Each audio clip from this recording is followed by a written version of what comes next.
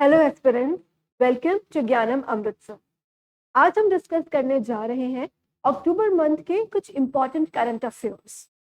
आगे बढ़ने से पहले मैं आपको बता दूं, this video is part 2 of an already existing video in the part 1, जिसमें हमने डिस्कस किया था नेशनल न्यूज, गवर्नमेंट इनिशिएटिव्स, कुछ स्टेट स्पेसिफिक न्यूज एंड कुछ इंपॉर्टेंट डेज। अगर आपने वो वीडियो नहीं देखी है तो it's link is attached in the description box. पहले उस वीडियो को देख लीजिए सो दैट आपकी कोई भी इंपॉर्टेंट अपडेट मिस ना हो। आज जो हम टॉपिक्स कवर करेंगे वो होंगे international news, science and technology related news, defence related news, कुछ economic news, then person in news and कुछ इंपॉर्टेंट डेज।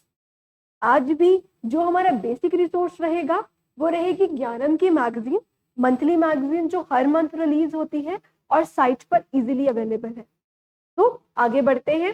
आज बहुत सारा काम करना है पर हम घबराएंगे नहीं, सब कुछ आराम से करेंगे and probably we will see a lot of questions from our discussion. So let's get started. सबसे पहले जो न्यूज है वो है regarding SCO summit in Islamabad. Recently SCO का जो समिट है वो कहां पर हुआ है? इस्लामाबाद इन पाकिस्तान, जिसे अटेंड किया है हमारे honourable external affairs minister doctor S Jaishankar sir ने। ये उनकी वहां विजिट थी पाकिस्तान में, इसलिए ये इंपॉर्टेंट हो जाती है क्योंकि हमारे कंट्री में से एक बहुत ही प्रोमिनेंट मिनिस्टर पाकिस्तान गए हैं। पाकिस्तान के साथ हमारे रिलेशंस बहुत अच्छे नहीं रहे हैं लास्ट कुछ ईयर्स में, तो इस कंटेक्स्ट में ये विजिट एक बहुत इंपॉर्टेंट विजिट हो जाती है। तो हम याद रखेंगे कि SCO, first of all SCO stands for Shanghai cooperation organisation. इसका जो समिट हुआ है वो पाकिस्तान इस्लामाबाद में हुआ है, जिसे अटेंड किया हमारे एक्सटर्नल अफेयर्स मिनिस्टर ने।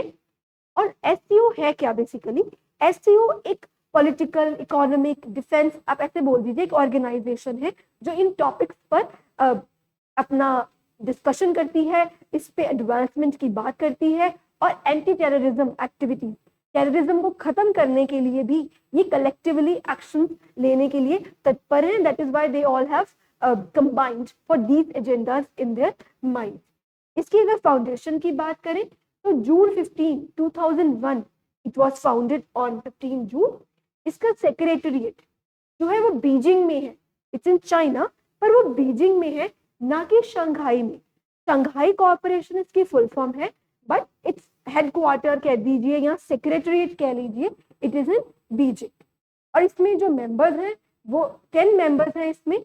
Russia, China, India, Iran, Kazakhstan, Kyrgyzstan, Pakistan, Kazakhstan, Uzbekistan and Belarus. Recent additions है इसमें ईरान एंड बेलारूस। इंडिया और पाकिस्तान की बात करें तो इंडिया और पाकिस्तान ने एससीओ को ज्वाइन किया था 2017 में। ऑर्गेनाइजेशन कब बनी थी? 2001 में, लेकिन इंडिया और पाकिस्तान ने ज्वाइन किया था 2017 में। और अब जो रिसेंट एडिशंस हुई हैं वो है ईरान एंड बेलारूस। ये कुछ इंपॉर्टेंट पॉइंट्स है रिगार्डिंग एससीओ जो हमें याद रखने हैं। एक तो वेन्यू, कहां पर हुई मीटिंग, ठीक है, इसकी फुल फॉर्म, कुछ मेंबर्स और वेयर इट्स सेक्रेटरिएट इज। तो अब जो मेंबर कंट्रीज हैं हम उन्हें मैप पर भी देख लेते हैं for better clarity. We have Russia, Kazakhstan, Uzbekistan, Kyrgyzstan, Tajikistan, Pakistan, India and China. अभी इसमें दो जो रीसेंट एडिशंस है वो नहीं है, आप नोट कर लीजिए। It is Iran, this is Iran. Then we have a small country here, we have is Belarus. ये कंट्री है बेलारूस और ये कंट्री है ईरान। ये रीसेंट एडिशंस है इनटू एससीओ, आप इसे काइंडली नोट कर लीजिए। ये हमारे पास 10 मेंबर कंट्रीज हैं जो कि एससीओ की मेंबर्स हैं। आई होप आपको ये न्यूज यहाँ पे क्लियर है। सबसे पहले ये समिट कहाँ हुआ है, यहाँ पर किसने इसे अटेंड किया है, इसकी मेंबर कंट्रीज क्या हैं, this should be on your tips. So let's move to the next news item, which is UK returns Chagos Island to Mauritius। जो चैगोज आइलैंड है, चैगोज आइलैंड इंडियन ओशियन में पाए जाते एक आइलैंड ग्रुप है। इसकी सोवरेनिटी यूके के पास थी, यूनाइटेड किंगडम के पास। अब उन्होंने इस सोवरेनिटी को ट्रांसफर कर दिया है किसे, मॉरिशस को। पहले हम इसकी लोकेशन देखते हैं। देखिए ये है इंडिया, ये है श्रीलंका, तो अब यहाँ से एस्टिमेट कर सकते हैं ये These group of islands are known as the Chagos Islands. इनके ऊपर पहले यूके की सोवरेनिटी थी पर अब नहीं है, अब इसकी सोवरेनिटी किसके पास ट्रांसफर हो गई है, मॉरिशस के पास। ये जो आइलैंड आपको दिख रहे हैं छोटे छोटे, ये सारे हैं मॉरिशस, ये इट कॉन्स्टिट्यूट मॉरिशस, और चेगोस आइलैंड को भी मॉरिशस को ट्रांसफर अब कर दिया गया है। पर यहाँ पर एक जो बात ध्यान रखने वाली है वो ये है कि चेगोस आइलैंड को मॉरिशस को ट्रांसफर कर दिया, लेकिन इसके बदले में जो ऑलरेडी एग्जिस्टिंग वहां पर डियागो गार्सिया मिलिट्री बेस था यूएस का, वो अभी वही है, उसकी सोवरेनिटी अभी यूएस के पास ही है। वो नेक्स्ट 99 इयर्स के लिए अभी वो वहां पर ऑपरेट करेगा।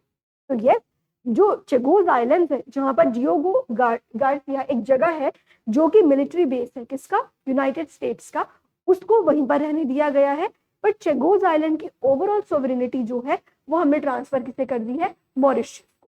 एक बार फिर से, ये है चेगोस आइलैंड, ठीक है, यहाँ पर है डियागो गार्सिया जो कि एक मिलिट्री बेस है किसका, यूएस का, ये यहाँ पर ऑपरेट करता है। वो अभी यहीं पर ऑपरेट करता रहेगा जैसे पहले करता था, लेकिन इसकी पूरी सोवरेनिटी अब किसके पास आ गई है, मॉरिशस को। यूके जैसे कि हमें पता है कि एक कॉलोनियल पावर थी, तो उसने बहुत सारी कॉलोनीज बनाई थी, ऐसे ही ये भी एक कॉलोनी थी चेगोस आइलैंड, जिसे अब उन्होंने फ्री कर दिया है, लेकिन एक शर्त पर कि डिएगो गार्सिया का जो मिलिट्री बेस है वो अभी वही ऑपरेट करेगा। तो आपके लिए दो लोकेशंस इंपॉर्टेंट है, रादर 3। पहली, डिएगो गार्सिया जो मिलिट्री बेस है वो कहाँ है, चेगोस आइलैंड्स में। अब चेगोस आइलैंड्स कहाँ है, in the Indian ocean. Then Chagos island की जो अब सोवरेनिटी है वो किसके पास है, मॉरिशस के पास, और मॉरिशस यहाँ है। तो I hope this news item is crystal clear to all of you. So let's move to the next news. It is regarding the science and technology section.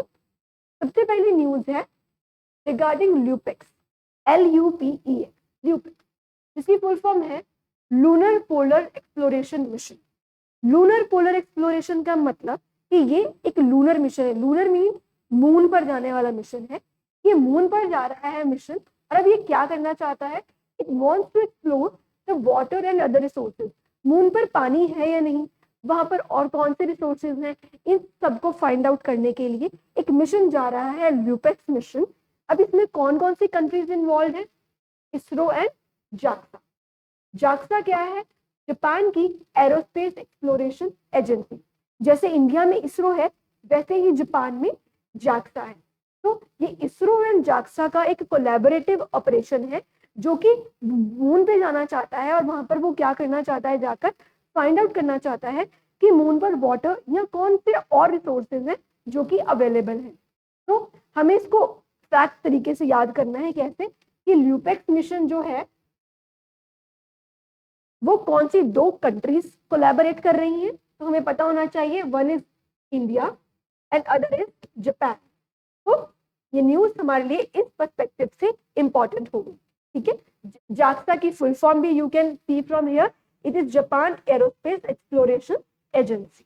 Okay, this was the first news item. और दूसरी news item क्या है, देखिए, world highest mess observatory. जो mess observatory है वो कहाँ बनाई गई है, हानले लद्दाख में, ठीक है। अब मेस क्या होता है, MACE stands for major atmospheric Cherenkov experiment observatory. Cherenkov जो है वो एक टेलीस्कोप है, इट्स एन इमेजिंग टेलीस्कोप। आप मान लीजिए कि सेलेस्टियल बॉडीज जो हमारे यूनिवर्स में बहुत सारी हैं, जैसे मून है, स्टार्स हैं, गैलेक्सीज हैं, उनकी इमेजेस जो कैप्चर करती है वो टेलीस्कोप है, चेरेनकोव टेलीस्कोप। उसे प्लेस किया जाएगा इस ऑब्जर्वेटरी में, जो कि हमें प्रिसाइज इंफॉर्मेशन देगी अबाउट दीज सेलेस्टियल बॉडीज।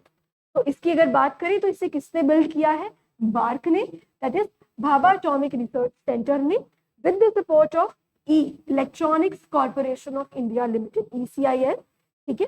और इसका जो कंट्रीब्यूशन है वो ये रहेगा कि it will contribute to study of various phenomena like supernovas, gamma ray burst, black holes etcetera. इनको स्टडी करने के लिए इस ऑब्जर्वेटरी में से हेल्प ली जाएगी। तो this will be one of the we would say state of the art technology जो हम यूज करेंगे इन चीजों को स्टडी करने के लिए। तो क्वेश्चन इसमें से सिंपली ये बन सकते हैं, व्हाट इज मेज ऑब्जर्वेटरी, उसकी फुल फॉर्म, वो कहाँ पाई जाती है, मीन्स कहाँ पर से लोकेट किया गया है, इसे खानले लद्दाख। तो बेसिकली और किन्होंने बनाई है, ऑब्वियसली जो हमारा रिसर्च सेंटर है top most, that is Bhabha atomic research centre, उन्होंने बनाई है। और उसका पर्पस छोटा सा हमें याद है कि गैमा रेज को स्टडी करेगा, साथ में it will study supernovas etcetera. तो I hope I am clear with these two news item.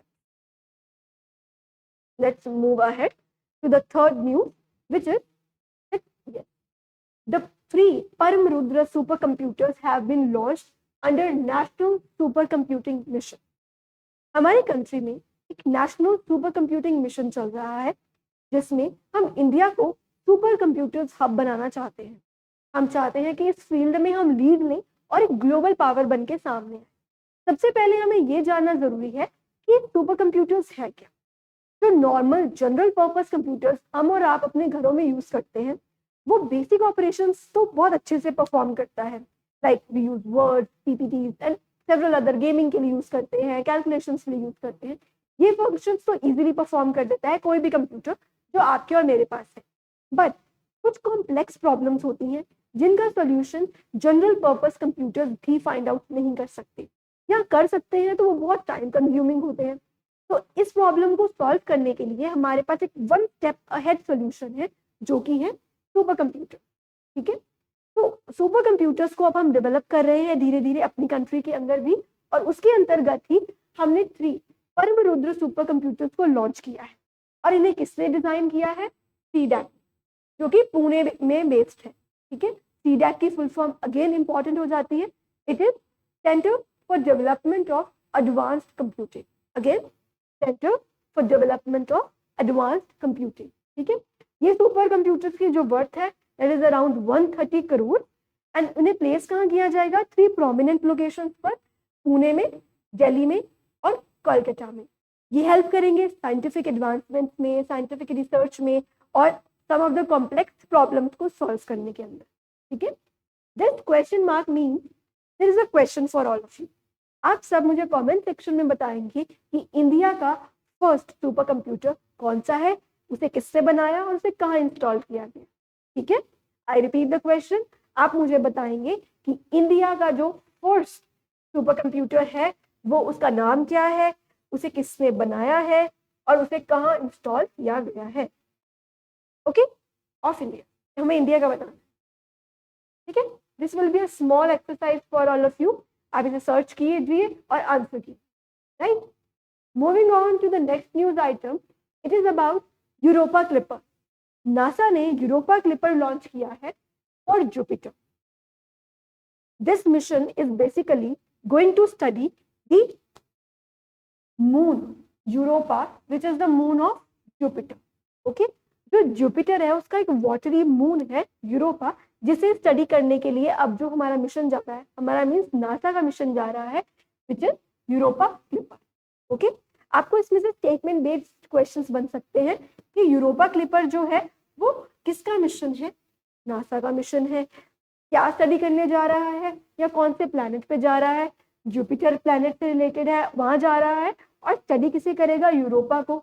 या फिर रिवर्स क्वेश्चन बन सकता है कि जो यूरोपा है वो क्या है? It is the moon of Jupiter. Okay, इसको स्टडी करने जाएगा और ये देखने जा रहा है कि क्या वहां पर कुछ ऐसी कंडीशंस हैं जो लाइफ को सपोर्ट करती हूँ, जैसे अर्थ पर लाइफ सपोर्ट करने की कंडीशंस है, या किसी और प्लैनेट पर या किसी और सेलेस्टियल बॉडी पर ऐसी कोई संभावना है। इसको स्टडी करेगा ये मिशन। ठीक है, और साथ में एक और प्रेवलेंट थ्योरी है, ऐसा माना जाता है कि क्योंकि ये वाटरी एक मून है तो शायद कहा जाता है कि उसके पीछे, उसके नीचे जो एक तो आइस की जो शेल्फ बनी है उसके नीचे शायद ओशन है, तो वाटर की एक जो प्रोबेबिलिटी है, पॉसिबिलिटी है, वो वहां है। तो इसको चेक करने के लिए एक मिशन जा रहा है जिसका नेम है यूरोपा क्लिपर। नासा का मिशन है, कहाँ जा रहा है? जुपिटर। क्या स्टडी करने जा रहा है? Europa. Okay, so this was the basic news या pointers about these 2 prominent news. Moving on to the next, yes, next news है about the submarine, the nuclear submarine. India ने अपनी 4th न्यूक्लियर सबमरीन लॉन्च की है। We have a nuclear submarine and 4th nuclear submarine, ठीक है, 4th। तो ma'am पहले 3 तो बता दो जो हमारे पास पहले से है। यस, तो जो पहली न्यूक्लियर सबमरीन थी हमारी वो थी INS अरिहंत, सेकंड थी अरिघाट और थर्ड थी अरिधमन। अब जो 4th आ रही है उसका नेम जो है S4 स्टार है। ये एक कोड नेम है, नॉट द प्रॉपर नेम। वो रिलीज किया जाएगा सून।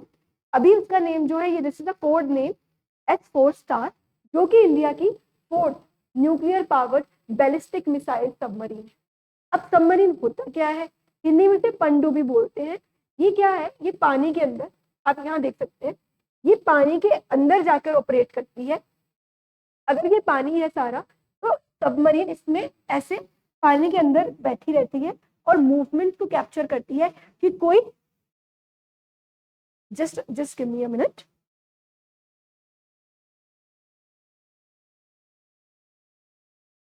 सॉरी फॉर द इनकन्वीनियंस, वो स्क्रीन ब्लर हो गई थी, फेड हो गई थी। तो यस, हम डिस्कस कर रहे थे व्हाट आर सबमरीन। तो सबमरीन होती हैं जो पानी के अंदर जाकर दे सेंस कि कोई मूवमेंट या कोई वाटर मूवमेंट से कोई मिलिट्री शिप तो नहीं हम पर अटैक कर रही है हमारी कंट्री के अंदर। तो इस तरीके से ये हमारा एक मिलिट्री वेपन है, ठीक है। इसे बिल्ड किसने किया है, LNT ने, जो हमारी 4th न्यूक्लियर सबमरीन आई है। सबमरीन का मीनिंग हमें क्लियर है कि बीनीथ द वाटर जाकर ये ऑपरेट करती है, सेंस करती है कि कोई अटैक तो नहीं कर रही शिप, अगर कोई कर रही है तो ये उसको एक रिटेलिएटरी अटैक करती है। अब न्यूक्लियर का क्या मतलब है, न्यूक्लियर का मतलब है कि इसके अंदर जो फ्यूल है वो भी न्यूक्लियर पावर है। जैसे हमारे पास कार्स होती हैं, अगर कोई भी व्हीकल है हमारे पास, वो पेट्रोल से चलता है या डीजल से चलता है या इलेक्ट्रिक आ गए हैं तो इलेक्ट्रिसिटी से चलते हैं। तो ये 3 तरह के पर्टिकुलरली हमारे पास फ्यूल है। उसी तरीके से जब इस सबमरीन को पावर करने वाला जो फ्यूल है वो न्यूक्लियर इन नेचर होगा, तब हम उसे बोलते हैं न्यूक्लियर सबमरीन। इसके साथ ही जो सेकंड कंडीशन है वो ये होती है कि इन सबमरीन्स के अंदर ऐसे वेपन्स हैं जो कि न्यूक्लियर ओरिएंटेड है, जो कि न्यूक्लियर अटैक भी कर सकते हैं। तो ये बहुत पावरफुल शिप्स होती हैं and they are very important for the security, specially the maritime security of a country. और हमारे पास भी अब ये है, हम भी बहुत सक्षम है। We are having 4 nuclear powered submarine. पहली 3 कौन सी हैं, Arihant, Arighat and Aridhaman, and the 4th is S4 star. So India is very well equipped with the nuclear submarine. So moreover, India has also completed its nuclear triad. इसका मतलब है कि अब हम लैंड से भी न्यूक्लियर अटैक कर सकते हैं, वाटर से भी और एयर से भी, ठीक है। तो it's a proud moment for every Indian. So let's be proud of it and move to the next news item, that is INS समर्थक। अब INS समर्थक क्या है, ये एक मल्टीपर्पज वेसल है। ये भी अगेन लार्सन एंड ट्यूब्रो ने बनाया है, LNT ने इसको बनाया है, ठीक है। और इसका काम क्या होता है, बेसिकली मल्टीपर्पज वेसल कुछ ऐसा होता है, इसका काम ये है कि यहाँ पर हम बहुत सारे वेपन जो हमें स्पेशली चाहिए अपनी मैरीटाइम सिक्योरिटी के लिए, हम उन्हें यहाँ पर टेस्ट कर सकते हैं। बेसिकली ये एक ऐसी शिप्स है जो कि प्लेटफॉर्म प्रोवाइड कर रही है for the training of various weapons, ठीक है। साथ में ही launching and recovering various targets, acting as trial platform for various indigenous weapon sensors under development. तो आपको जो पॉइंट याद रखना है वो ये है कि INS समर्थक है क्या, it is a multipurpose vessel है। ये आपको ऑप्शंस में दे सकता है, क्या ये ड्रोन है, क्या ये सबमरीन है, क्या ये टैंक है, क्या है। तो it's a multipurpose vessel, what INS Samarthak. I hope I am clear with this. Next again ये सिमिलर सी न्यूज है, डिफेंस की जो न्यूज है they are very fast based, there is very much little scope of explaining the things, mostly ये factual based होती हैं। जैसे नेक्स्ट न्यूज है, इट इज दैट हमने अभी T90 भीष्म टैंक जो है रोल आउट किए हैं इंडियन आर्मी ने। तो T90 भीष्म बैटल टैंक, हमें सबको पता है टैंक कुछ इस तरह का दिखता है। ये बेसिकली हेल्प करता है जब आर्मीज आर एट वॉर, जब arm forces are at war, तो ये आर्म्ड फोर्सेस को मोबिलिटी भी देता है एक जगह से दूसरी जगह मूव करने के लिए। इसके साथ ही इससे हम जो है एक्सप्लोजन भी कर सकते हैं। ठीक है। हम जो है किसी को अटैक भी कर सकते हैं इसके थ्रू, इसमें से अटैक कर सकते हैं, और ये जो व्हील्स है ये मोबिलिटी प्रोवाइड करते हैं। तो टैंक कुछ इस तरीके का होता है। अब हमने जो है रिसेंटली एक टैंक रोल किया है new, which is Bhishma battle tank, ठीक है, जिसका वेट जो है 40 टन से ज्यादा है और स्पीड कुछ 60 किलोमीटर पर आवर, ठीक है। जो फैक्ट हमें याद करने हैं वो यही है। क्वेश्चन ऐसे बन सकता है T-20 भीष्म, ये क्या है? ये एक टोरपीडो है या फिर ये एक सबमरीन है, क्या है ये? इट्स अ बैटल टैंक, ये एक टैंक है, ठीक है। तो just make note of it and remember this, it is a tank. Next news, US to supply MK-54 light weight torpedo. Torpedoes आ गए। अभी हमने सबसे पहले पढ़ा अबाउट सबमरीन S4 स्टार, फिर हमने पढ़ा मल्टीपर्पज व्हीकल जो था INS समर्थक, उसके बाद अभी हमने पढ़ा एक tank T-90 Bhishma. Now we are study, हमारे पास एक लाइट वेट टॉर्पीडो है जो हमने यूएस से अक्वायर की है, जिसका नाम है MK-54, ठीक है। MK-54 light weight torpedo. अब टॉर्पीडोज क्या होती हैं? टॉर्पीडो कुछ इस तरीके की होती हैं, these are like bullet type structures जो हम रिलीज करते हैं किसी न्यूक्लियर सबमरीन से। जैसे ये मान लीजिए सबमरीन है, please mind my drawing not so good, but मान लीजिए ये एक सबमरीन है। सबमरीन के पास ये कैपेसिटी होती है कि वो टॉर्पीडोज को लॉन्च कर सके। ये टॉर्पीडोज जैसे ही ये अटैक है, मान लो ये एनिमी नेशन की शिप है, ये शिप है ऑफ एनिमी, ये एक एनिमी शिप है। जब ये टॉर्पीडो सबमरीन से लॉन्च हुआ, ये एनिमी शिप को टकराएगा और यहाँ पर एक्सप्लोजन हो जाएगी, तो एनिमी शिप जो है तबाह हो जाएगी। तो इसलिए ये एक मिलिट्री वेपन है हमारे पास टॉर्पीडो, ये कुछ बुलेट जैसा हमें ऐसे दिखता है, राइट। तो अब हम ये एक्वायर कर रहे हैं फ्रॉम यूएस, ठीक है, जिसकी कॉस्ट हमें अप्रोक्सीमेटली पड़ेगी $175 मिलियन। मैरिटाइम सिक्योरिटी पे we are focusing a lot, so the questions can also be probably from these sections, okay। इसे कौन बना रहा है? RTX रेथियन भी इसे पहले कहा जाता था, ये यूएस की एक कंपनी है। और इसकी खास बात ये है कि ये शैलो वाटर्स में भी काम कर सकती है। शैलो वाटर्स भी बहुत ज्यादा डीप पानी में नहीं, ऊपर ऊपर थोड़ा सा शैलो वाटर्स में भी इट विल बी हेल्पफुल। इसका वेट 276 किलोग्राम होगा और जो रेंज है वो 20 किलोमीटर तक हो सकती है, ठीक है।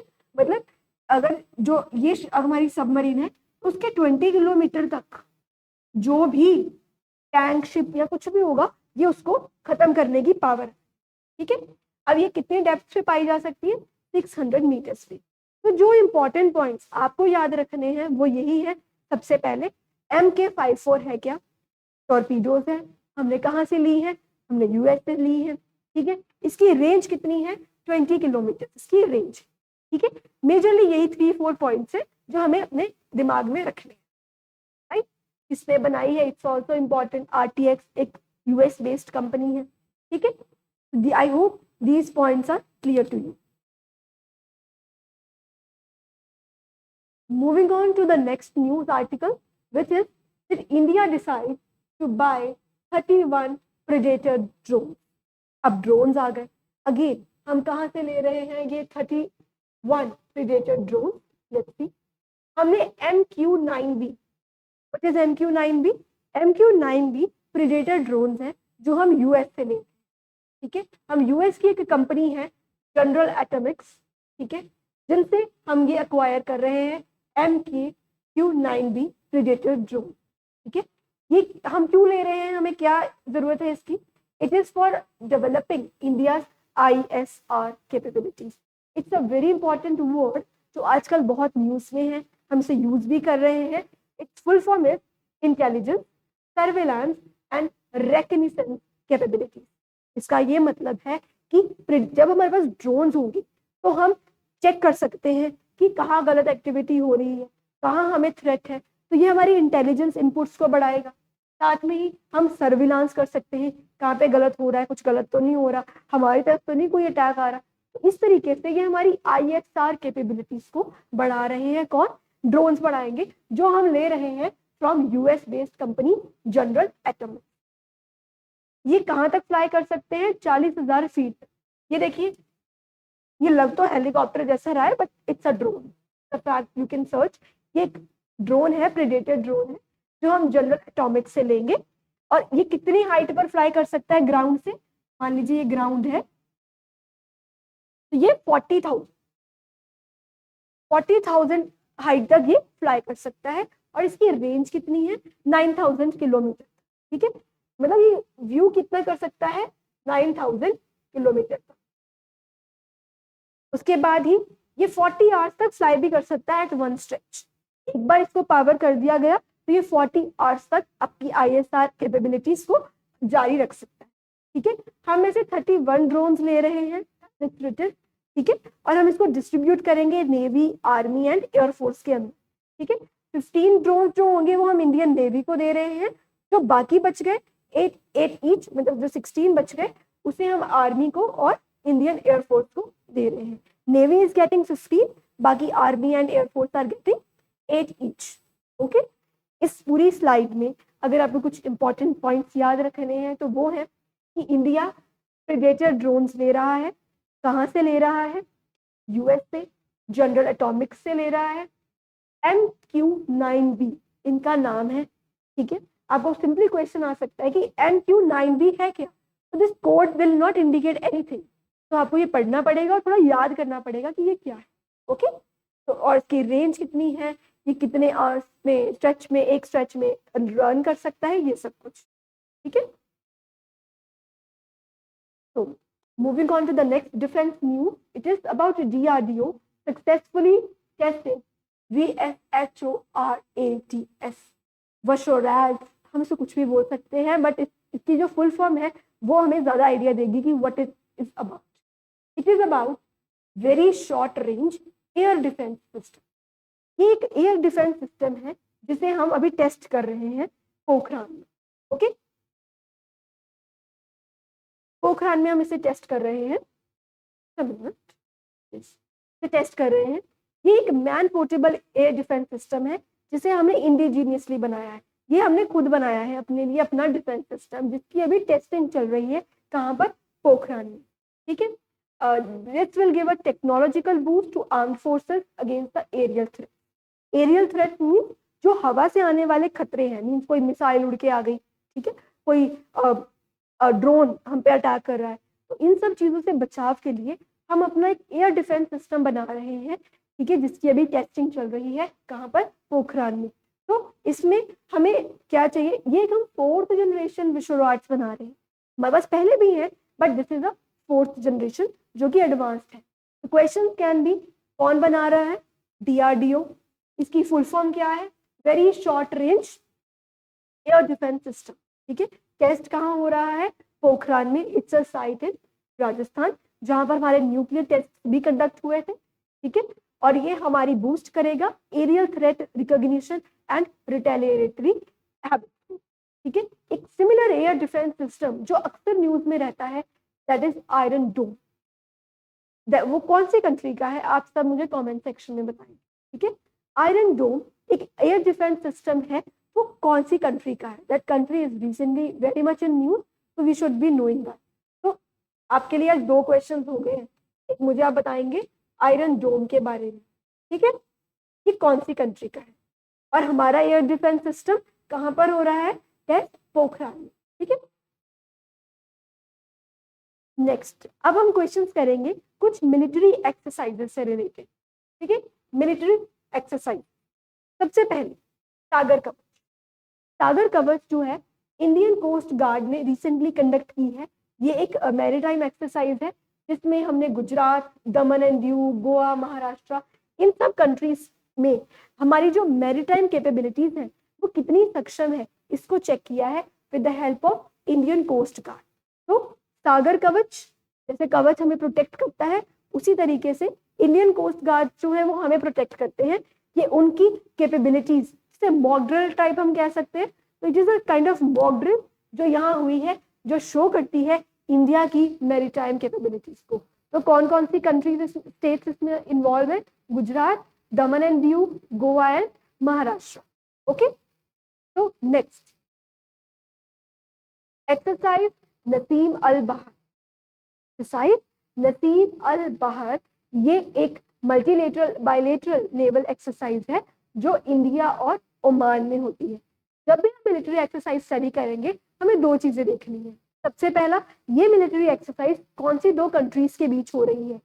मोस्टली एक कंट्री तो इंडिया ही होगी, दूसरी इंडिया किसी के साथ वो एक्सरसाइज कंडक्ट कर रही होगी, तो उस कंट्री का नेम हमारे लिए इंपॉर्टेंट है। इसके साथ ही ये जो एक्सरसाइज रिसेंटली किस जगह पर हुई है that also becomes important and a probable question in the exam. ठीक है, तो एक्सरसाइज नसीम अल बहर जो है वो इंडिया और ओमान की एक नेवल एक्सरसाइज है जो कहाँ हुई है, गोवा में। कहाँ पर हुई है, इस बार गोवा में। नेक्स्ट एक्सरसाइज है एक्सरसाइज मालाबार। इसको क्वाड एक्सरसाइज का नाम भी देते हैं। इसको क्यों बोलते हैं क्वाड एक्सरसाइज, बिकॉज इसमें जो मेंबर्स हैं वो सभी क्वाड का पार्ट भी हैं। ठीक है, तो इट्स अ मल्टीलेटरल एक्सरसाइज। ठीक है, बायलेटरल का मतलब सिर्फ दो कंट्रीज इन्वॉल्व होंगी, मल्टीलेटरल मतलब दो कंट्री से ज्यादा कंट्रीज इन्वॉल्व होंगी। ठीक है, ये एक्सरसाइज कहाँ कंडक्ट कराई गई है, विशाखापट्टनम में। ठीक है, और इसमें मेंबर कंट्रीज कौन है, Australia, Japan, US and obviously India, क्योंकि विशाखापट्टनम हमारी ही टेरिटरी का पार्ट है, इंडिया भी इसमें है। इंडिया के अलावा कौन कौन है, ऑस्ट्रेलिया, जापान एंड यूएस, और ये चारों कंट्रीज ही मिलकर क्या बनाती है, क्वाड बनाती है। तो इसको क्वाड एक्सरसाइज भी बोलते हैं, मालाबार एक्सरसाइज भी बोलते हैं, and it is a very important exercise. कहाँ हुई है इस बार, विशाखापट्टनम में। ओके, तो next we have is the exercise Kazind. ये एक्सरसाइज है इंडिया और कजाकिस्तान के बीच। अभी मैंने आपको बताया हम सबसे पहले देखेंगे कौन सी दो कंट्रीज के बीच में है। तो काजिंद नाम में भी पता चल रहा है, काज यानी कजाकिस्तान, इन मतलब इंडिया। तो काजिंद ये कहाँ पर हुई है, औली इन उत्तराखंड। इस बार उत्तराखंड में this exercise has been conducted. Okay, moving on to the next exercise which is IBSAMAR. इसके अंदर कौन कौन से मेंबर्स हैं, South Africa, Brazil and India. ये देखिए, I India, B Brazil, S A यानी साउथ अफ्रीका। ये एक्सरसाइज कहाँ कंडक्ट हुई है, साउथ अफ्रीका में। ये हमेशा ही 2 साल बाद होती है। साउथ अफ्रीका में हमेशा होती है, परमानेंट होस्ट रहता है, लेकिन साउथ अफ्रीका की जो एक लोकेशन है वो बड़ी स्ट्रेटेजिक लोकेशन है। ठीक है, इक्वेटर के पास है, तो एक बड़ी स्ट्रेटेजिकल लोकेशन होने की वजह से ये एक्सरसाइज हमेशा साउथ अफ्रीका में हम कंडक्ट करते हैं। बट इंडिया के अलावा ब्राजील भी इसका एक पार्ट है। ठीक है, तो इप्सामार क्या है, it's a multilateral exercise between South Africa, Brazil and India, जो हमेशा साउथ अफ्रीका में कंडक्ट होती है। I hope this military exercises are clear to you.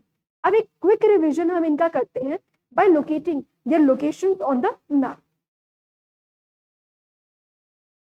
तो हमने डिस्कस किया सबसे पहले काजिंद। काजिंद कहाँ पर हुई है, उत्तराखंड।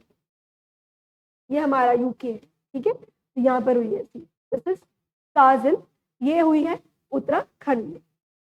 जो इप्सामार है वो तो वैसे ही साउथ अफ्रीका में हो रही है, इंडिया में नहीं हो रही, वो बाहर हो रही है। फिर we have it the Malabar exercise, हुई है विशाखापट्टनम। यहाँ पर here we had is Malabar exercise.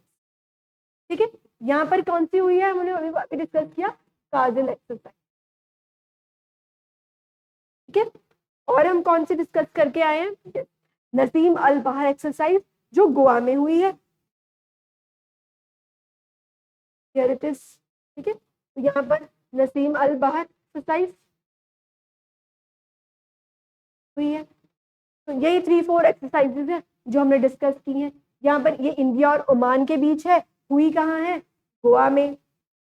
ये उत्तराखंड में काजिंद हुई है, तो किन के बीच में है, कजाकिस्तान और इंडिया के बीच में। मालाबार एक्सरसाइज कौन सी है, क्वाड कंट्रीज की है, हुई कहाँ पर है, विशाखापट्टनम में।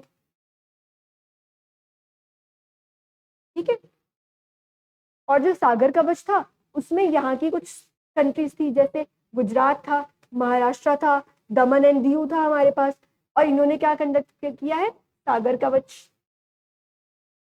क्या कंडक्ट किया है, सागर कवच। यहाँ पर हमारे जो इंडियन कोस्ट गार्ड्स हैं उन्होंने यहाँ पर सागर कवच एक्सरसाइज कंडक्ट की। तो ये कुछ एक ब्रॉडली हमें इनका पता चल गया। आप इस मैप के थ्रू इसको रिवाइज करें, एक दो बार रिवाइज करेंगे तो ये लोकेशंस आपको क्लियर हो जाएंगे। तो moving on to some economic news ना, ठीक है। अब हम कुछ इकोनॉमिक पर्सपेक्टिव से न्यूज करेंगे। अभी तक हमने डिफेंस की न्यूज कर ली है और इंटरनेशनल रिलेशंस की न्यूज कर ली है। अब हम आगे बढ़ रहे हैं इकोनॉमिक न्यूज की तरफ। सबसे पहले, the centre has raised the minimum support price of की राबी क्रॉप्स, ठीक है, स्पेशली रैपसीड एंड मस्टर्ड, जिसको 300 पर क्विंटल हाइक मिला है। आप यहाँ से देख सकते हैं रैपसीड मस्टर्ड को कितनी हाइक मिली है, अराउंड 300 रुपीज, ठीक है। और इसमें इस पूरे आर्टिकल में if something that is very important for you to take home is what does MSP stands for. MSP होता क्या है और कौन उसको डिक्लेयर करता है या किसके रिकमेंडेशंस पर एमएसएमई हम अनाउंस करते हैं। सबसे पहले मैं आपको बता दूं कि एमएसपी है क्या। It is the minimum support price. इसका मतलब ये है कि गवर्नमेंट अनाउंस करती है एक एमएसपी, जिसका मतलब ये होता है कि अगर किसी क्रॉप का प्राइस मार्केट में उस मिनिमम वैल्यू से भी नीचे गिर जाता है तो एटलीस्ट इस प्राइस पर गवर्नमेंट फार्मर से वो क्रॉप खरीद ले। मीन्स फार्मर को नुकसान नहीं होना चाहिए। फॉर एग्जाम्पल, आप मानिए कि इस बार किसी क्लाइमेट वेगरी की वजह से वीट जो थी, वीट की जो क्रॉप है उसका जो मार्केट में रेट है वो मिल रहा है अराउंड 1500, ठीक है। और ये तो बहुत कम है। The farmer has so many responsibilities, उसको न्यू क्रॉप भी ग्रो करनी है, अपनी फैमिली रिस्पॉन्सिबिलिटीज भी है, ठीक है, इकोनॉमी में भी कंट्रीब्यूट करना है। तो इतने प्राइस में तो उसका गुजारा नहीं होगा। तो अगर ऐसी सिचुएशन आ जाए तो फार्मर्स विल बी हेल्पलेस। तो ऐसे सिचुएशन में, ऐसी सिचुएशन ना हो इसलिए एमएसपी अनाउंस की जाती है, ताकि मार्केट प्राइस जितना अगर गिर जाता है कम तो भी इतना प्राइस जो कि एमएसपी डिक्लेयर्ड है, इतना प्राइस तो फार्मर को मिलेगा ही मिलेगा, इससे कम नहीं मिलेगा, ताकि ये ना हो कि फार्मर जो है अपनी बेसिक एक्टिविटीज भी पूरी ना कर पाए और फार्मिंग छोड़ना ही उनके लिए एक ऑप्शन रह जाए, ठीक है। इसलिए एमएसपी हम अनाउंस करते हैं। सेकेंड क्वेश्चन बनता है कि क्या एमएसपी जो है वो लीगली गारंटेड है इंडिया में, तो हम उसका आंसर देंगे नो। एमएसपी लीगली गारंटेड नहीं है इंडिया में। इसी के लिए बार बार जो है फार्म प्रोटेस्ट भी हो रहे हैं जो लीगल रिकॉग्निशन मांग रहे हैं एमएसपी के लिए। तो आपने दो चीजें याद रखनी है, एमएसपी की फुल फॉर्म और दूसरा एमएसपी हमारे इंडिया में लीगल गारंटी नहीं है, ओके। अब इसमें न्यूज में जो बताया गया है वो ये है कि जो मस्टर्ड्स है उनकी जो इस बार वृद्धि हुई है उनकी एमएसपी पे, ठीक है। और जो दूसरा मैंने वो इंपॉर्टेंट क्वेश्चन बोला था कि प्रोजेक्शन कौन करता है कि एमएसपी इस साल के लिए इस क्रॉप के लिए इतनी होनी चाहिए, तो वो होती है on the recommendation of commission for agricultural cost and prices, जिसे हम CACP कहते हैं, commission for agricultural cost and prices. ये कमीशन है जो रिकमेंड करती है कि एमएसपी कितनी होनी चाहिए ताकि फार्मर को भी नुकसान ना हो और गवर्नमेंट ऑफ इंडिया भी इजीली उसको प्रोक्योर कर पाए, ठीक है। So this was all about the news.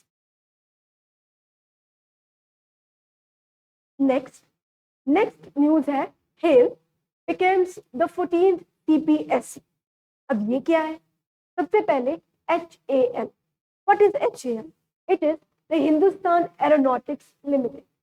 ये एक सेंट्रल पब्लिक सेक्टर अंडरटेकिंग है, ठीक है, CPSU है ये, ठीक है, जो जिसको रिसेंटली महारत्न स्टेटस मिला है। हमें पता है कि जो भी सेंट्रल पब्लिक सेक्टर एंटरप्राइजेस होती हैं, मतलब ऐसी पब्लिक सेक्टर कंपनीज जिसमें गवर्नमेंट की मोनोपोली होती है, गवर्नमेंट जो है सोल ओनर होती है, उन कंपनीज में हम उसको 3 टियर्स में डिफरेंशिएट करते हैं। We have the Navratna status, उसके नीचे वी हैव सबसे पहले मिनी रत्न स्टेटस,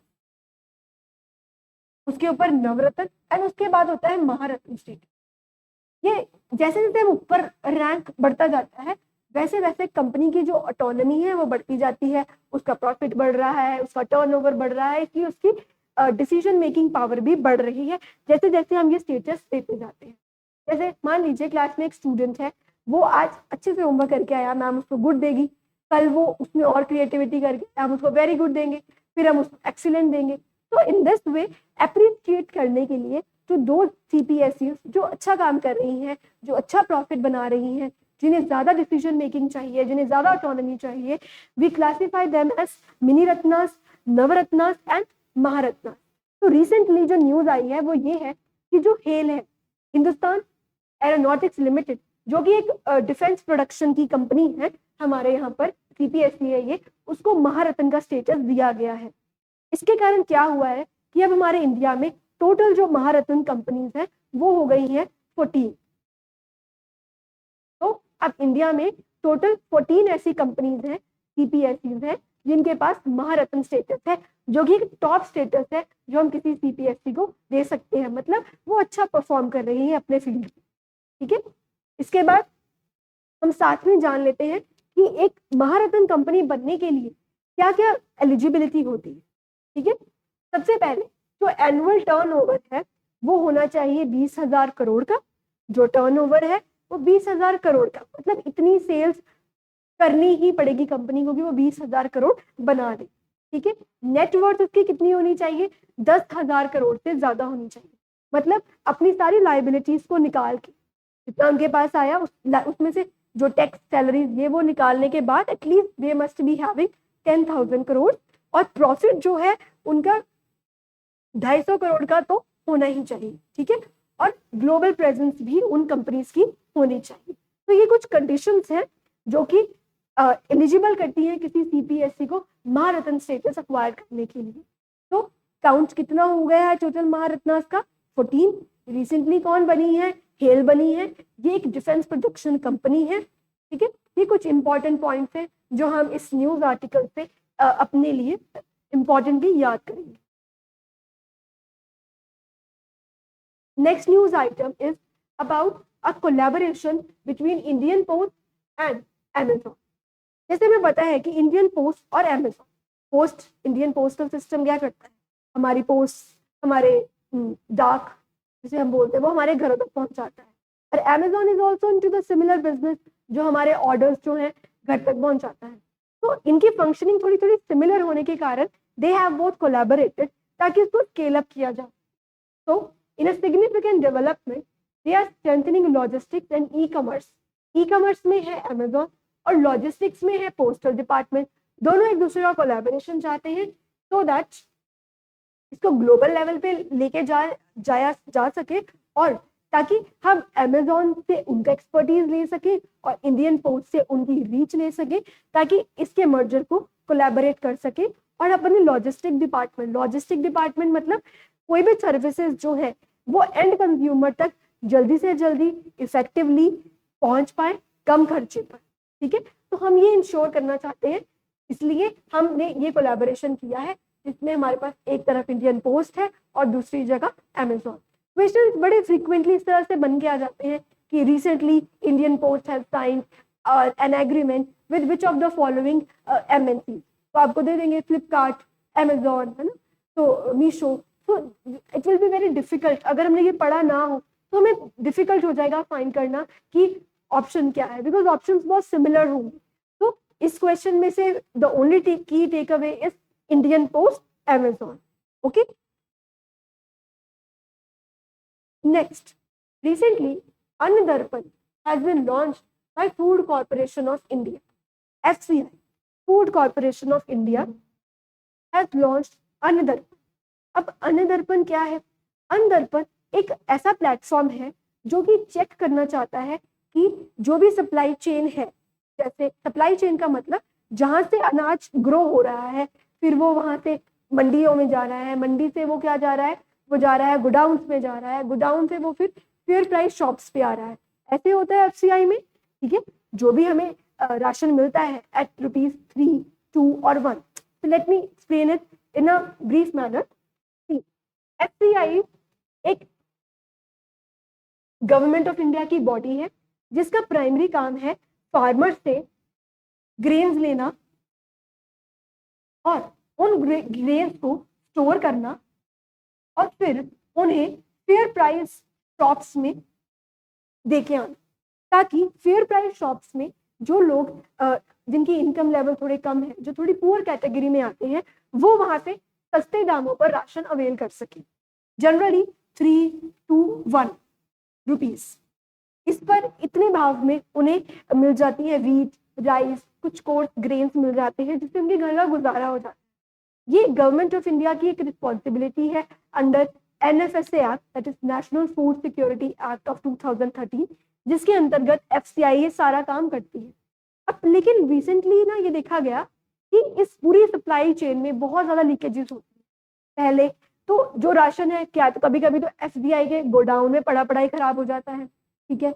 कभी कभी गोडाउन से जो है राशन निकल तो आता है लेकिन वो रास्ते में ही कहीं गायब हो जाता है, ठीक है, गायब हो जाता है, कभी कोई ले जाता है उसको, कभी कोई ले जाता है, ठीक है। It means it's corruption, it's a form of corruption. कभी कभी स्टोर्स पर आकर जो रियल बेनिफिशियरी है उसको उसका प्योर बेनिफिट नहीं मिल पाता, उसको अडल्ट्रेटेड मटेरियल मिलता है। जैसे मान लीजिए काली दाल जो होती है उसके अंदर कंकर, चावल के अंदर कंकर, इस तरीके की चीजें, इस तरह की प्रॉब्लम्स बड़ी कॉमनली हम देखते हैं जब as far as FCI management is concern. तो इसका ही एक सोल्यूशन अब किसने सजेस्ट किया है? FCI ने। FCI ने एक ऐसा पोर्टल बनाया है, अन्न दर्पण पोर्टल, जिसके ऊपर सबकी ट्रैकिंग होगी कि कौन कितना राशन आया, कितने बजे गया, कितने बजे पहुंचा, कितना पहुंचा, ताकि जो बीच में होने वाली जो लीकेज है, जो करप्शन है, उसको पकड़ा जा सके, उस पर एक्शन हो, ताकि करप्शन को, लीकेज को हम रोक सके, ताकि जो रियल बेनिफिशियरी है, जिनके लिए स्कीम है, उन तक जो है सही मायने में ये राशन पहुंच सके, सही मायने में जो लाभ है उनको प्राप्त हो सके। तो ये एक टेक ड्रिवन इनिशिएटिव है जो सप्लाई चेन मैनेजमेंट को इनहांस करना चाहता है। उसी के साथ कुछ फैक्ट्स अबाउट FCI। FCI एक स्टैट्यूटरी बॉडी है, मतलब एक लॉ से बनी। स्टैट्यूटरी बॉडी का मतलब होता है किसी पार्लियामेंट्री लॉ से बनी हुई, ठीक है, पार्लियामेंट्री लॉ से बनी हुई। तो कौन से लॉ से बनी है? फूड कॉर्पोरेशन एक्ट ऑफ 1964, ठीक है।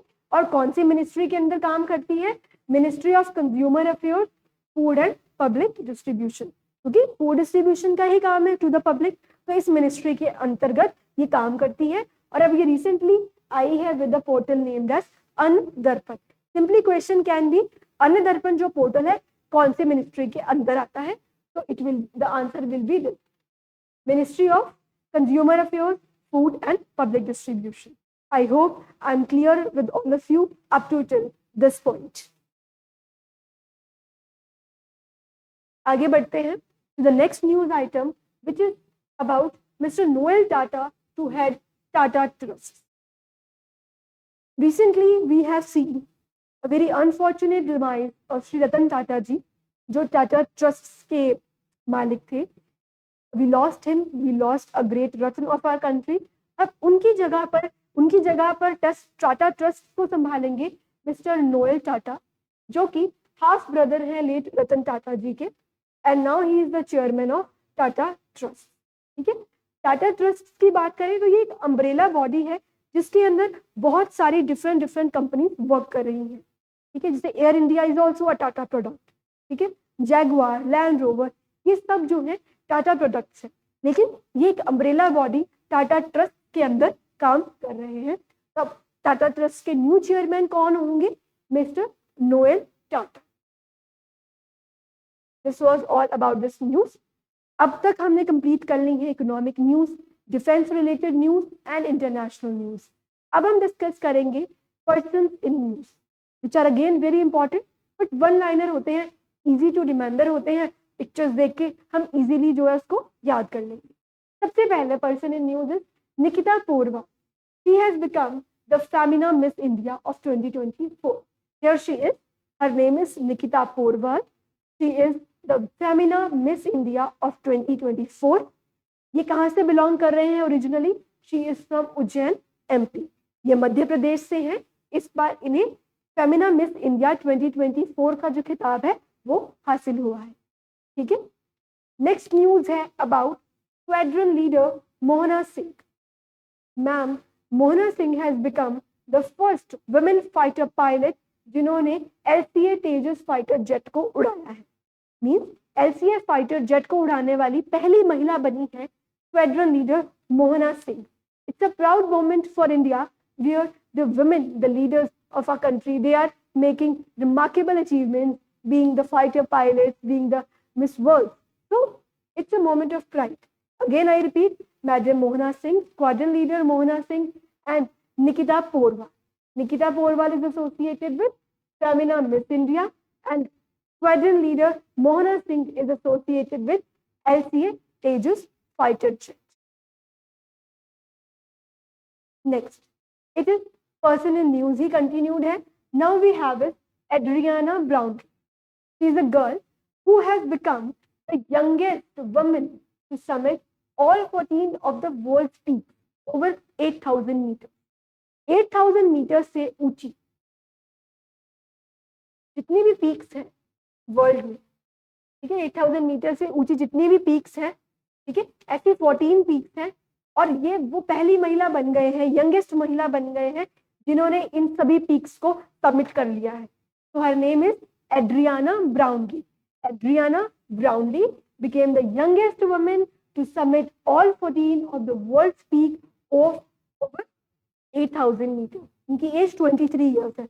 अब सिमिलर न्यूज है नीमा रिंजी शर्पा. ये बन गए हैं यंगेस्ट पर्सन. जो टैग है वो सेम है, लेकिन ये बने हैं यंगेस्ट वुमेन, पर ये बन गए हैं यंगेस्ट पर्सन जिन्होंने समिट रीच किया है वर्ल्ड पीक ओवर 8,000 मीटर. 8,000 से ऊंची जितनी भी 14 पीक्स हैं इन्होंने भी उन्हें सबमिट किया है. But since is a male, he has become the youngest person to climb this, या यंगेस्ट मेल कह लीजिए. यंगेस्ट वुमेन ये बने हैं क्योंकि इनकी एज बड़ी है. She is 23 and he is 18 years old. ठीक है, तो यंगेस्ट पर्सन ये बने हैं और यंगेस्ट वुमेन ये बने हैं. तो आपको यहाँ पर थोड़ी सी डिस्टिंक्शन रखनी पड़ेगी. ठीक है, ही इज नीमा रेंजी शर्पा, जिन्हें जो बने हैं यंगेस्ट पर्सन जिन्होंने समिट पीक की है, ऑल 14 समिट जो 8,000 से बड़ी हैं. और मैम बने हैं एड्रिना ब्राउनली, मैम बने हैं सबसे यंगेस्ट वुमेन. ठीक है, just take a note of this minute detail so that your question does not go wrong. Next news, the person who had been in news is Sri Ratan Tata ji, the true Ratan of our country that we as a country have lost recently. October 9 को उनका देहांत हो गया था. He had been honored with Padma Vibhushan in 2008 और Padma Bhushan in 2000. ये Tata groups के chairman थे. इनकी डेथ अक्टूबर 9 को हुई है 2024 में. And with his demise our country has lost the true gem of the country, the true ratna of the country. He had been known for his industrial development. He is a man who took Tata to the world, जिन्होंने टाटा को, टाटा का नाम दिया, पूरे विश्व में टाटा को प्रसिद्ध कर दिया. टाटा के बहुत ज़्यादा ग्लोबल ब्रांड लॉन्च किए गए. जैगवार, लैंड रोवर जैसी जो बिगेस्ट कंपनी थी उन्हें अपने अंदर लिया गया अंडर हिज लीडरशिप. बट एक बहुत अच्छे बिजनेस लीडर होने के साथ साथ the world also acknowledges him for being industrial. Industries में तो उन्होंने नाम बहुत कमा लिया. Air India, Jaguar, land rover, बड़ी से बड़ी कंपनी इज अंडर टाटा. ऐसा कोई इंडियन नहीं है जिसने अपनी पूरी जिंदगी में कभी एक भी टाटा का प्रोडक्ट यूज ना किया हो. टाटा नमक तो हम सबने खाया है, ठीक है, but he is also known for being industrials. इसका मतलब कि आज हम उन्हें एक बिजनेस लीडर की तरह तो जानते हैं, बट उससे भी ज्यादा हम उन्हें एक अच्छे ह्यूमन बीइंग की तरह जानते हैं. Because he was the one who donated 60 to 70% of his property for the cause of humanity. Animals के लिए, पुअर लोगों के लिए, सोसाइटी की अपलिफ्टमेंट के लिए वो हमेशा डोनेट करते थे, और ह्यूमैनिटी ही वो हमेशा सुप्रीमेसी पर रखते थे. तो आज हम उन्हें as a person, as a humble person याद करते हैं. जब टाटा अटैक हुआ, टाटा के जो ताज होटल है इन मुंबई, जब उस पर अटैक हुआ था, he was the one who stood there जब तक पूरा रेस्क्यू ऑपरेशन खत्म नहीं हो गया. He is the one who announced कि जो भी लोग उस हादसे में मरे हैं, जो भी टाटा ग्रुप्स के एम्प्लॉयज हैं, उनको सैलरीज मिलती रहेंगी, उनके बच्चों की एजुकेशन, उन्हें इंश्योरेंस, सब कुछ टाटा ग्रुप्स ने दिया था. And this was the brain child of Shri Ratan Tata ji. Today he is not with us, but he has set a target जो कि किसी भी इंडियन के लिए दोबारा अचीव कर पाना बहुत डिफिकल्ट है. उन्होंने एक ऐसा स्टैंडर्ड रेस कर दिया है इंडस्ट्रीज के लिए भी और एक ह्यूमंस के लिए भी, जो कि बहुत मुश्किल है चेज कर पाना। तो we have lost him, it's a very sad news, but we should be aware of some of the important fact जो उनकी लाइफ हिस्ट्री से रिलेटेड है। जैसे वो पद्म विभूषण अवॉर्डी थे, पद्म भूषण अवॉर्डी थे, ठीक है, और टाटा ग्रुप के चेयरमैन थे, और उनकी डेथ हुई है अक्टूबर 9 को। तो ये कुछ इंपॉर्टेंट फैक्ट्स हैं जो हम श्री रतन टाटा जी के बारे में याद रखेंगे।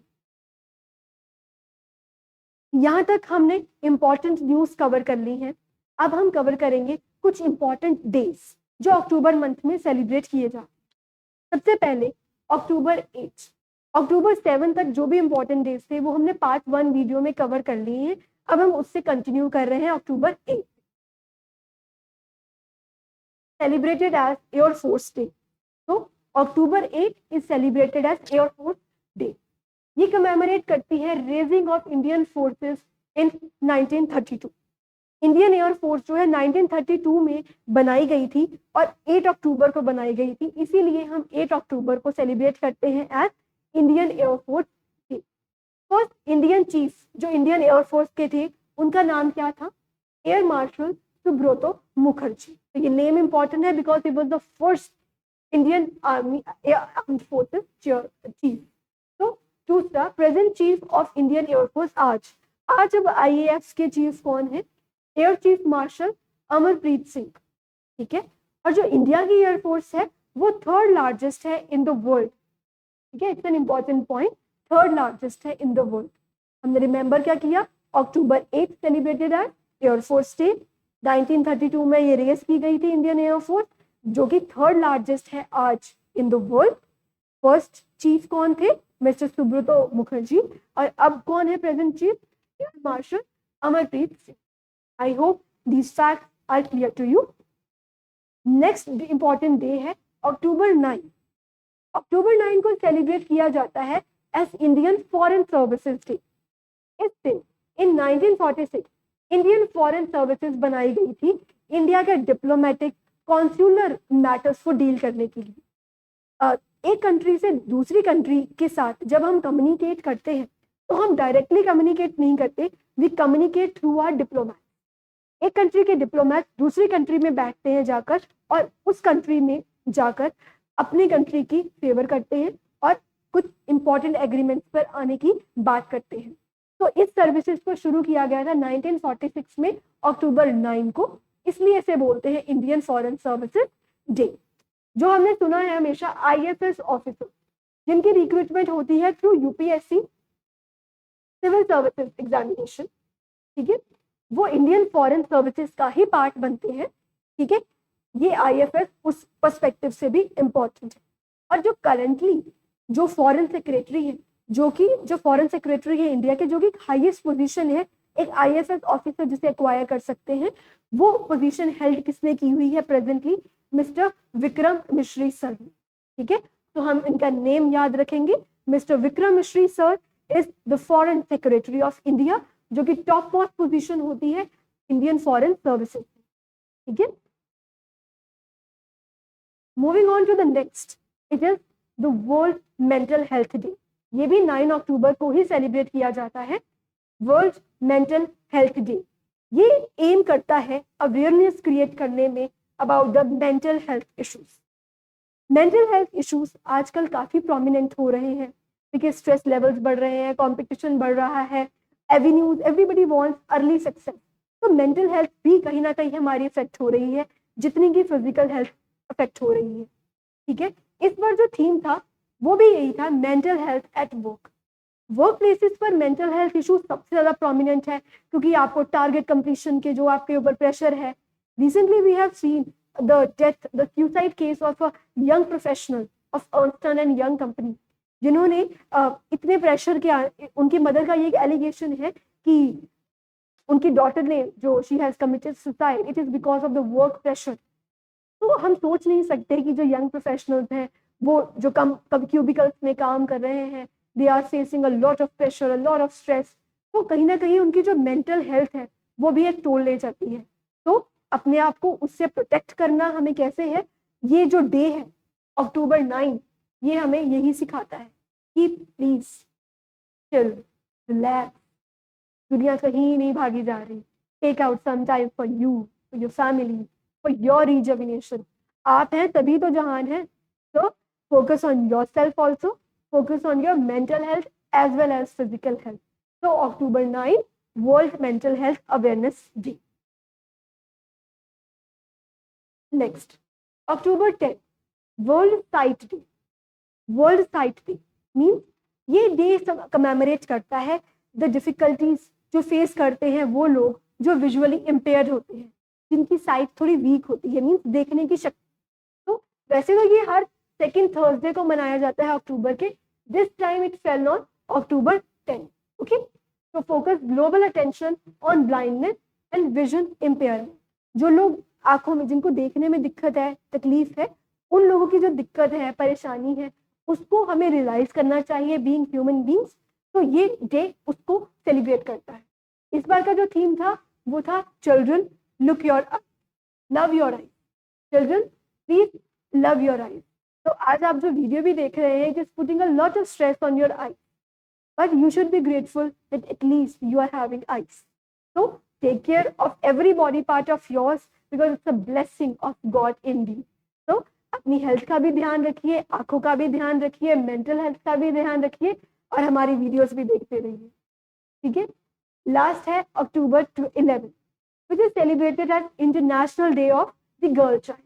ये रेस करता है इश्यूज जो एक गर्ल चाइल्ड को फेस करने पड़ते हैं, उन्हें क्या प्रॉब्लम्स का सामना करना पड़ता है, चाहे वो फीमेल इन्फेंटिसाइड हो, जब उन्हें गर्भ में ही मार दिया जाता है, वूम्ब में ही मार दिया जाता है, या फिर when they enter into the world they have to face gender inequality, food nutrition में उन्हें कमी महसूस होती है, स्कूलिंग नहीं करने दिया जाता गर्ल्स को in most of the region. तो इस तरह की जो इनइक्वालिटीज एक गर्ल चाइल्ड फेस करती है, उसके प्रति अवेयरनेस क्रिएट करता है ये डे विच इज October 11। इस बार का थीम था girls vision for the future, कि गर्ल्स की क्या विजन है फॉर द फ्यूचर, वो कैसा फ्यूचर देखती हैं। ऑब्वियसली वो एक जेंडर जस्ट समाज देखती हैं, वो एक जेंडर न्यूट्रल समाज देखती हैं। तो gender vision for the future. Then इसमें एक इंपॉर्टेंट पॉइंट जो हमें याद रखना है वो ये है कि जो नेशनल गर्ल चाइल्ड डे है, ये तो इंटरनेशनल है ना, ये ग्लोबली मनाया जाता है, मतलब पूरी दुनिया में मनाया जाता है। किस दिन मनाया जाता है ये? 11 अक्टूबर। बट जो नेशनल गर्ल चाइल्ड डे है वो January 24 को मनाया जाता है। ठीक है, January 24 को। लास्ट जो आज का इंपॉर्टेंट डे है वो ये है वर्ल्ड एग डे। ये अवेयरनेस क्रिएट करता है about the benefit of egg. Sunday हो या मंडे, रोज खाओ अंडे, ये वो फिलॉसफी है। ठीक है, इस बार का थीम क्या था? United by eggs. ठीक है, we all are united by eggs. ठीक है, संडे या मंडे खाओ रोज अंडे, वही बात होगी। Then it's a rich source of vitamin like A, D, E, K। ठीक है, जो प्रोमिनेंट हमारे विटामिन हैं, और साथ में ही कोलाइन एक न्यूट्रिएंट है जो कि एग में पाया जाता है, जो कि बॉडी की रिपेयर और ग्रोथ के लिए इट्स वेरी इंपॉर्टेंट। तो ये कुछ इंपॉर्टेंट फैक्ट्स हैं रिलेटेड टू एग। ठीक है, एग प्रोटीन का भी एक बहुत रिच सोर्स है। तो वर्ल्ड एग डे किस दिन मनाया जाता है? October 11 को। International day of girl child किस दिन मनाया जाता है? October 11 itself. October 10 को इस बार हमने क्या मनाया था? World sight day. इन इंपॉर्टेंट थीम्स में से आपको सिर्फ डे याद करना है, कौन सा डे उस दिन सेलिब्रेट होता है ये याद करेंगे, और साथ में कुछ इंपॉर्टेंट पॉइंट जो मैंने डिस्कशन के दौरान आपको बताए हैं, बस आप उन्हें ध्यान रखिए and you are good to go. तो we are done with the news. अब हम कुछ रिकैपिचुलेशन करेंगे with the help of some question. तो पहला क्वेश्चन है ल्यूपिक्स। अभी हम पढ़ के आए हैं, ये एक जॉइंट लूनर एक्सप्लोरेशन मिशन है। कौन सी? 2 स्पेस एजेंसीज का। में 2 स्पेस एजेंसीज इन्वॉल्व थी, वो कौन कौन सी थी? क्या वो इसरो और नासा थी, इसरो और जैक्सा थी, इसरो और CSA यानी कैनेडियन स्पेस एजेंसी थी, या ISRO and European space agency? तो आप मुझे आंसर अपने कमेंट सेक्शन में बताएंगे। तो अगर मैं इसको मार्क करूंगी तो answer would be ISRO and JAXA. हमने इसका पढ़ा भी था, जापान एरोस्पेस एक्सप्लोरेशन एजेंसी। ठीक है, इसरो और जैक्सा का ये जॉइंट मिशन है Lupex. Then recently MQ-9B term was in news. What is that? अब MQ-9B क्या है? ये कौन सा कोड लिखा हुआ है? ये एक प्रीडेटर ड्रोन है, ये सबमरीन है, ये टॉर्पीडो है या ये टैंक है? Yes, you are right. The answer is predator drones. These are the drones. MQ-9B के drones है जो हम US से ले रहे हैं, ठीक है? Moving to the next question, it is which of the following has all the SCO members countries? ठीक है, ये जो आपको ऑप्शंस दिख रही हैं, इनमें से कौन सी एक ऐसी ऑप्शन है जिसके अंदर सारे SCO के मेंबर्स हैं? तो प्री रिक्विजिट क्या है? हमें SCO के मेंबर्स पता होने चाहिए। तो आइए देखते हैं। उज्बेकिस्तान है, बेलारूस है, जापान पता नहीं, शायद हो सकता है, Russia yes, India yes, US हो सकता है, Uzbekistan yes, Tajikistan yes, Turkmenistan शायद हो सकता है। अभी सब में एक एक क्वेश्चन मार्क आ गया है, we are not sure. Last option देखते हैं, Iran yes, recently added, India yes, and Pakistan, यहाँ तो मीटिंग हुई है, yes, mean this is the right option. These three are the member countries of SCO. इनके अलावा और भी हैं, बट अगर इनमें से हमें इन चार ऑप्शंस में से देखना है तो the answer will be D, where Iran, India and Pakistan are the member countries of SCO. Turkmenistan is not a member. इसमें से US is not a member. यहाँ से Japan is not a member. So the correct answer will be Iran, India and Pakistan, option D.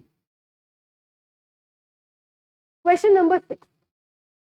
Adriana Brownlee, the youngest person to summit all 14 of the world's peak over 8,000 meters. ठीक है, हमने पढ़ा है, अब इनको person in news में हम पढ़ के आए हैं। हमें फॉलोइंग स्टेटमेंट्स को कंसीडर करना है और करेक्ट स्टेटमेंट्स बताने हैं। साथ में निमा रिंजी शर्पा यंगेस्ट मेल बन गए हैं to summit all the 14 peaks over 8,000 metre. ठीक है, वेट, ये तो कंफ्यूजिंग लग रही है स्टेटमेंट। मैंने तो ये पढ़ा था यंगेस्ट विमेन है, ठीक है, तो यंगेस्ट पर्सन तो शर्पा थे, ठीक है, ये ऑप्शन रॉन्ग है, बट ये ऑप्शन करेक्ट है क्योंकि Nima Rinji Sherpa is also a male, तो वो यंगेस्ट मेल भी बन गए हैं और यंगेस्ट पर्सन भी बन गए हैं, बट जबकि एड्रियाना ब्राउनली सिर्फ यंगेस्ट वुमेन बनी है। ठीक है, तो the option 2 here is correct, और ये सारी ऑप्शन जो है इनकरेक्ट हो जाएंगी क्योंकि फर्स्ट ऑप्शन जो है वो हमारी इनकरेक्ट है। Next question, national girl child day कौन से दिन को सेलिब्रेट किया जाता है? अभी हम पढ़ के आए हैं, ठीक है, इट इज 21, 22, 23 और 24। Yes, it's 24, you are right, very well done, 24 जनवरी। तो नेशनल गर्ल चाइल्ड डे उस दिन मनाया जाता है ऑन 24, और इंटरनेशनल गर्ल चाइल्ड डे मनाया जाता है ऑन 11 अक्टूबर, जो कि इंटरनेशनल लेवल पर है, ये नेशनल लेवल पर। ठीक है, I hope this question are clear to all of you, इसमें कोई दिक्कत नहीं है। तो that's all for today, we are done with the class of today. आज हमने बहुत सारे करंट अफेयर्स कवर किए हैं, डिफेंस सेक्टर के, इंटरनेशनल रिलेशंस के, ठीक है, कुछ इंपॉर्टेंट डेज भी हमने कवर कर लिए हैं। We will be having a part 3 of the video जिसमें हम कुछ important appointments और कुछ sports related news को भी cover करेंगे। So till then, stay tuned and kindly like and subscribe to Gyanam Amritsar YouTube channel. So we are ready to help you. Please cooperate with this by giving us more views and by liking our content. Thank you. Have a nice day ahead.